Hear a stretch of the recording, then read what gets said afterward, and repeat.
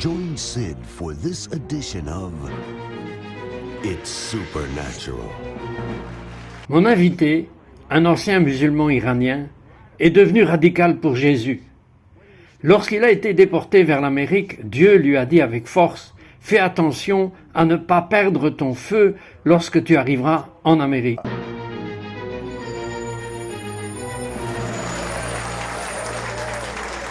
Bienvenue Saint-Esprit, tu es génial dans cet endroit.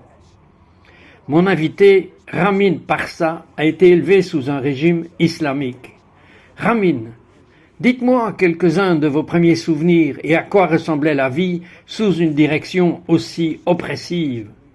L'Iran est l'ancienne Perse, et la Perse était la nation qui a réellement aidé les Juifs il y a 2500 ans au travers de Cyrus le Grand. Mais, pour avancer rapidement, lorsque l'islam est apparu 600 ans après Jésus-Christ, ils ont pris le contrôle de l'Iran et de tout le Moyen-Orient et de l'Afrique du Nord. Et fondamentalement, ils ont forcé les Iraniens à devenir musulmans avec l'épée. Et à plusieurs reprises, tout au long de l'histoire, nous avons eu des hauts et des bas des régimes islamiques et leur arrivée au pouvoir, jusqu'en 1979, lorsqu'un régime islamique est arrivé au pouvoir et que le Shah, le roi d'Iran, était le dernier monarque et a été remplacé par l'ayatollah. Et le régime islamique gouvernait avec la loi islamique. Et la vie est devenue un enfer pour les gens. Ils ont exécuté des dizaines de milliers de personnes, des gens importants, des gens qui avaient des emplois très importants. Ils ont été assassinés, tués et exécutés. Des millions ont fui. Près de 8 millions de personnes ont fui l'Iran depuis le début de la Révolution. Juste après la Révolution, il y a eu une guerre avec l'Irak. Et des millions de personnes sont mortes dans la guerre. Donc, cette grande économie, l'économie perse, s'est effondrée. Et le régime a causé la destruction de cette économie par la guerre. En l'espace d'un an, la nation a été détruite. Et je suis né dans cette situation. Je suis né au milieu de la guerre avec l'Irak. Et je me souviens encore que j'entendais les sirènes et les bombardements. Mais j'ai grandi sous la stricte loi de la charia. J'ai entendu des choses mauvaises sur les juifs, basées sur les enseignements islamiques. Les enseignements de l'islam disent de tuer les juifs et les chrétiens, de ne pas être amis avec les juifs et les chrétiens. Donc j'ai grandi avec ça. À l'école, tout était islamique. Dans nos manuels, nous avions les caricatures de soldats israéliens tuant ces bébés palestiniens et les bébés pleuraient. Bien sûr, c'était une caricature, ce n'était pas réel, mais ils voulaient semer la graine de la haine dans nos cœurs envers les Juifs et Israël. Et donc j'ai grandi dans cet environnement. Quand j'avais 10 et 11 ans, j'allais à l'école. Vous savez, à 11 ans, j'ai vu de mes propres yeux des gens se faire exécuter avec une grue au milieu de la rue. Et pendant des semaines, j'étais traumatisé. J'ai fait des cauchemars. Je ne pouvais pas manger. J'étais complètement traumatisé de voir des gens mourir quand j'étais un jeune garçon. Alors ils m'ont dit que c'était des infidèles, ce sont des criminels, ce sont des gens méchants. Jusqu'à ce que cela m'arrive en moi-même. Quand j'avais 16 ans, j'ai été arrêté et torturé par le régime islamique en Iran sans raison. J'allais à un mariage et j'étais dans une voiture. Certaines personnes dans la voiture avaient un peu d'alcool et selon la loi islamique, il est interdit d'avoir de l'alcool, de l'acheter, de le vendre, de le boire, de le posséder, et mon seul crime était de le posséder. J'étais dans cette voiture et ils nous ont emmenés en détention. Ils ont enlevé tous nos vêtements. Nus, ils m'ont versé de l'eau froide sur moi et ils ont commencé à nous battre avec un câble électrique épais et à nous torturer. Nus, nous étions face au mur, assis. Si vous ne pouviez pas vous asseoir, ils vous battaient. Ils nous jetaient dans une pièce, sans nourriture, sans eau, sans toilette. C'était un avant-goût de l'enfer. Et c'est exactement après que je suis sorti de cette prison que j'ai commencé à remettre en question l'islam. J'ai demandé quel genre de religion est-ce que c'est, quel genre de justice est-ce que c'est. Et ma mère a dit que non, l'islam n'est pas bon. Ces gens le font mal paraître car c'est des radicaux. J'ai dit, ok, c'est vrai, j'ai commencé à étudier le Coran et le Hadith, cette fois délibérément, pour voir quel est le message, si les choses que fait le régime en Iran sont conformes à l'islam ou sont contraires à l'islam. Et j'ai commencé à lire le Coran et le Hadith, parce que vous savez que nous sommes persans. Je ne parle pas arabe, nous ne comprenons pas l'arabe, et nous lisons seulement le Coran. et avons prié en arabe juste pour obtenir des points pour aller au paradis. Mais cette fois, j'ai commencé à lire avec traduction et j'ai vu tellement de mauvaises choses dans le Coran et dans le Hadith, parlant de tuer les Juifs, de tuer les infidèles, de les décapiter. Et c'est ce que j'ai entendu. Et je ne pouvais pas accepter ou croire que cette idéologie venait du Dieu qui a créé les étoiles, la lune et le soleil, et tout ce qui est dans le monde. Donc j'ai perdu ma foi en l'islam progressivement. Mais en même temps, je savais qu'il y avait un Dieu. La nuit, quand je dormais, j'étais dans le sud de l'Iran, à Shiran, et nous dormions dans le jardin, et en regardant les étoiles, en m'endormant, j'ai regardé les étoiles et je me posais une question étant adolescent. Qui a fait ce monde entier? S'il n'y a pas de Dieu, alors, qui a fait ce monde? S'il y a un Dieu, qui est-il? Mais je savais que ce n'était pas Allah, ce n'était pas le Dieu du Coran et du Hadith. Je veux dire, à 19 ans, vous changez de chaîne, nous le savons, mais nous appelons ça le surf sur les chaînes, ici. Et qu'avez-vous dit? Quand j'avais 19 ans, j'ai changé de chaîne. Je suis tombé sur une chaîne où il parlait de Jésus, qu'il est le Fils de Dieu, qu'il est mort pour nous sur la croix, qu'il est ressuscité des morts. Et j'ai dit non, c'est trop beau pour être vrai, parce que quand j'étais un musulman, ils m'ont dit que Jésus n'était pas mort, qu'il n'était pas le Fils de Dieu, qu'il n'était pas ressuscité des morts, qu'il n'était pas le Sauveur. Donc j'ai entendu cette version, j'ai dit que je pensais qu'ils étaient tous pareils, et j'ai rejeté ça. Mais une semaine plus tard, je suis tombé sur la même chaîne, et j'ai entendu parler de Jésus, qui était le Fils de Dieu, qu'il est mort pour moi sur la croix, qu'il est ressuscité des morts. J'ai dit non, parce que j'étais opposé à la religion dans son ensemble à cause de mon expérience avec l'islam. Mais encore une fois, j'ai entendu, pour la 3e fois, que Jésus est le Seigneur, qu'il est le Messie, qu'il m'aime, qu'il est mort pour moi, qu'il est ressuscité des morts. Et à ce moment-là, j'ai dit Jésus, si c'est vrai, j'ai eu cette véritable conversation avec lui. J'ai dit, si c'est vrai, si tu es vraiment le Fils de Dieu, si tu es mort pour moi sur la croix, et si tu es ressuscité des morts, je te demande de venir dans ma vie. Montre-moi, je veux que tu me montres, je veux que tu me le prouves. Et ce n'était pas, vous savez, d'une manière fière et arrogante, mais d'une manière très authentique. Je voulais connaître la vérité, par moi-même.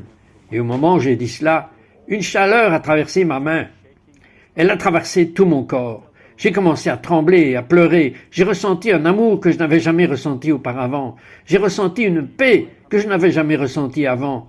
J'ai senti qu'un poids de 500 livres était enlevé de mes épaules et j'ai commencé à ressentir de l'amour, même pour les gens qui m'ont battu et qui m'ont torturé. J'ai commencé à pardonner à tous ceux qui m'avaient blessé et j'ai ressenti l'amour surnaturel. J'ai senti la présence de Dieu dans ma chambre et j'étais complètement transformé. J'étais plein d'amour et j'ai commencé à parler en langue. Les mots sortaient de ma bouche et je ne savais pas ce que je disais. Mais je me sentais bien. Je suis allé rendre visite à ma mère. Nous vivions séparés. Je suis allé lui rendre visite et au moment où ma mère m'a vu, elle a dit « Qu'est-ce qui t'est arrivé ?» J'ai dit « Pourquoi ?» Elle a dit « Ton visage est brillant. » Parce qu'avant j'étais grincheux, triste, aigre, déprimé. Et là elle m'a vu sourire. Elle a vu une lueur sur mon visage. Je lui ai raconté ce qui m'était arrivé. Elle n'a pas eu de mauvaise réaction puisqu'il m'avait aidé. Et ma mère souffrait d'une maladie chronique. Et je ne savais même pas que je devais poser les mains sur ma mère. Je ne savais pas que je devais prier au nom de Jésus. Mais parce que quand j'étais musulman, je priais 5 fois par jour, et j'avais même crié à Allah, mais pas une seule fois, il m'a répondu. Mais au moment où j'ai prononcé le nom de Jésus, il est apparu dans ma chambre, il m'a touché, il m'a sauvé. Je savais que j'avais cette confiance, qu'il m'entendait. Alors j'ai posé mes mains sur ma mère, j'ai prié au nom de Jésus, et ma mère a été guérie de cette maladie chronique. Et le médecin a dit que c'était très dangereux. Mais ma mère a été guérie jusqu'aujourd'hui. Ramin est un ancien musulman et maintenant il conduit de nombreux juifs et de nombreux musulmans à Jésus en démontrant des miracles majeurs. Nous sommes de retour dans un instant. We will be right back to It's Supernatural. Nous vous invitons à découvrir le ministère Salut pour le monde du pasteur Daniel Vindigny, apôtre et docteur de la parole qui marche avec le Seigneur depuis près de 50 ans. Le pasteur Daniel Vindigny est reconnu en francophonie pour son combat pour le salut des âmes, le réveil de la nation et son amour pour la personne du Saint-Esprit. Chaque lundi soir, il prie pour vous en direct sur sa page publique Facebook. Vous pouvez le retrouver sur sa chaîne YouTube Daniel Vindigny, où il dispense chaque semaine de nouveaux enseignements de qualité pour l'édification et la bénédiction du corps de Christ. Si vous souhaitez grandir dans votre marche spirituelle, connectez-vous à l'Institut Daniel Vindigny et découvrez ses nombreux ouvrages sur le site danielvindigny.com. We now return to It's Supernatural. L'amour de Ramin pour Jésus l'a obligé à témoigner aux musulmans, mais pour sa sécurité, il a fui en Turquie, puis il a été déporté en Amérique. Ramin, qu'est-ce que Dieu vous a dit alors que vous vous dirigiez vers l'Amérique? Quand je suis devenu croyant en Yeshua, en Jésus, j'étais plein de feu, je marchais avec lui, je lui parlais tout le temps, j'étais comme ça, j'avais cette relation intime avec Jésus par le Saint-Esprit. Et quand je suis arrivé en Amérique, dans l'avion, l'excitation s'est transformée en inquiétude. Le Saint-Esprit m'a dit de faire attention quand tu vas en Amérique, de ne pas perdre ton feu. Je ne comprenais pas ce qu'il voulait dire à ce moment-là, parce que je pensais que l'Amérique était une nation chrétienne. Je pensais que tout le monde marchait dans la rue en train de lire la Bible, que tout le monde priait en langue là-bas. Et c'était la première fois que je venais en Amérique. Après quelques mois, j'ai réalisé ce qu'il voulait dire par là. Je voyais des gens considérer le christianisme comme une partie de leur vie ou comme étant juste une de leurs religions. Où certaines personnes ne lisaient même pas la Bible. Ils ne vont même pas à l'église où ils vont quand cela leur convient. J'ai dit, les gens perdent la vie au Moyen-Orient parce qu'ils sont chrétiens, ils ne vous applaudissent pas, ils vous expulsent de la maison, parfois ils vous renient, et même dans bien des cas ils vous mettent en prison. Ils vous tuent, ils vous torturent. Et ici, je suis en Amérique, et le Seigneur m'a dit de garder mon feu, de continuer. Les gens pensaient que j'étais fou parce que je parlais aux gens de Jésus. J'ai commencé à aller dans les hôpitaux, prier pour les malades, étage par étage, aller à l'hôpital, pièce par pièce, partager mon témoignage, prier pour les malades. Lors d'un incident, j'ai prié pour un homme qui avait perdu sa jambe à cause de l'alcool. Et je suis venu dans sa chambre, j'ai dit que je venais d'Iran, j'étais musulman, et je crois en Jésus, je suis chrétien maintenant. Puis-je partager mon histoire avec vous? Il a dit à contre-cœur, oui. J'ai commencé à partager mon histoire. Juste ce que j'ai partagé avec vous. Et après avoir fini, il a dit oui, je veux donner mon cœur à Jésus. Et j'ai prié avec lui. Sa fille a commencé à pleurer. Elle a dit que nous prions pour lui depuis 16 ans pour qu'il devienne croyant. Et il a fallu que Dieu lui amène un Iranien d'Iran pour partager l'évangile avec lui pour qu'il devienne croyant. Dieu travaille et les miracles sont pour aujourd'hui. Dieu fait encore des signes et des prodiges. Ramin, comment avez-vous eu un tel amour pour le peuple juif en Israël? Je veux dire avoir grandi dans une culture où on vous dit constamment que les juifs sont vos ennemis, tuez les juifs, détestez l'Amérique. En grandissant avec ce genre de haine, comment cela s'est-il inversé en un tel amour? C'était l'amour de Dieu qui a été dit quand j'ai commencé à lire la Bible. D'abord j'ai commencé par lire le Nouveau Testament parce qu'en Iran c'est illégal. Je l'ai finalement trouvé en ligne.